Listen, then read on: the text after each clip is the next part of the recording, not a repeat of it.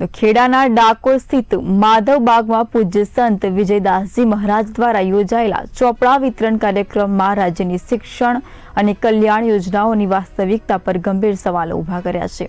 કાર્યક્રમમાં મોટી સંખ્યામાં જરૂરિયાતમંદ વિદ્યાર્થીઓને સહાય મળી હોવા છતાં સરકારની વ્યવસ્થા સામે પ્રશ્નો ઉઠી રહ્યા છે। આ પ્રકારની જવાબદારી અંતે સમાજસેવી અને સંતો પણ કેમ ઉઠાવી રહ્યા છે? અહીંયા બધા દાતાઓ અમને ચોપડા વિતરણ કરે છે, તે માટે અમે લોકો અહીંયા ચોપડા લેવા આવ્યા છે। હું અનાથ છું અને અમને આ ચોપડા આપે છે, એમાંથી અમને ઘણો બધો સહાય મળે છે। સહાય મળવાથી શું ફાયદો થાય છે? અમને આગળ ભણવા માટે ઘણું બધું સહાય થાય છે કે અમે લોકો આગળ ભણીએ, કંઈક કરીએ। એમાં મારા ભાઈ માટે અહીંયા આવી છું।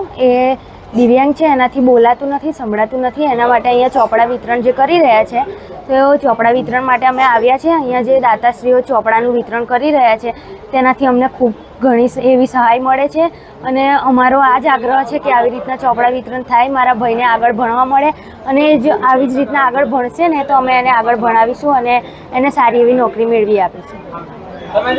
આશ્રમની અંદર દર વર્ષે માતા પિતા વિહોણા દિવ્યાંગ અને જરૂરિયાતમંદ બાળકોને આશરે 1000થી વધારે વિદ્યાર્થીઓને વિનામૂલ્યે ચોપડા વિતરણ કરવામાં આવે છે। અમે પણ નાનપણથી સરકારી સ્કૂલમાં અભ્યાસ કર્યો છે અને એક ચોપડાની કિંમત અમને પણ જ્યારે ભણવામાં નહોતા મળતા ત્યારે અમને ખબર હતી કે એક ચોપડાની કિંમત શું હોય છે અને આપણા ભારત દેશના અને દરેક વિદ્યાર્થીઓ, દરેક સામાજિક સંસ્થાઓ આવી સેવા કરતા જ હોય છે। પણ આપણા આશ્રમમાં ડાકોરમાં છેલ્લા 11-12 વર્ષથી આ કાર્યક્રમ યોજવામાં આવે છે। દીકરા દીકરીઓ બધા આગળ વધે અને એ લોકોને પણ એવું ના થાય કે ભાઈ અમારા પપ્પા નથી, મમ્મી નથી તો અમારું કોણ છે?